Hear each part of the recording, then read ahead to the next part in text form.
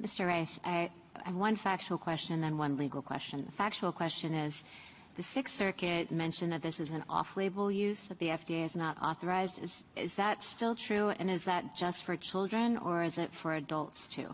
It's still true. I think with respect to both children and adults, I know with respect to children, I'm not certain with respect to adults, but we do think that that's relevant in the sense that the FDA, when it approves drugs, it does so based off of the purpose for which the drugs are being used.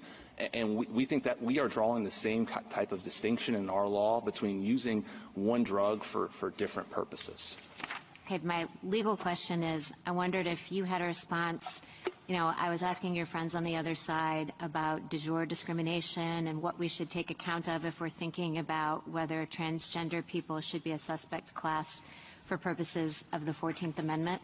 Do you have a response to that, what we should be thinking about, or do you know the history of de jure discrimination? I do not know the history of de jure discrimination. I mean, our frontline position is that the court has gotten out of the business of creating new quasi-suspect classes precisely because it's a very unprincipled test when it comes to creating these classes. And in some of the cases, political powerlessness means that you need protection from the majoritarian process.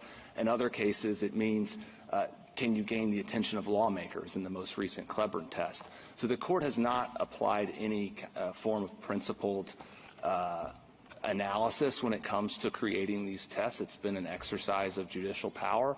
And the intermediate scrutiny analysis that accompanies the quasi-suspect classification is no more principled, and the court has often struggled to apply that as well. So we don't think the court should even open the door for further judicial creation of new quasi-suspect classes. Okay, and last legal question. I was just going to ask you one. I have a second one.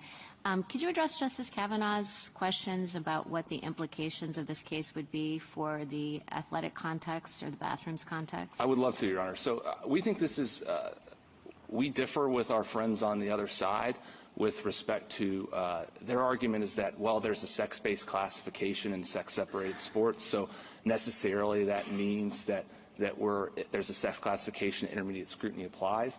We are not actually seeing challenges to the sex classification. When these challenges are being brought, they're not arguing that we don't want there to be boys and girls sports. They're arguing we want there to be boys and girls sports. We just want to be classified based off of our gender identity. And so we think that is fundamentally a transgender-based challenge and not a sex-based challenge if you are not actually challenging the sex classification that is at issue.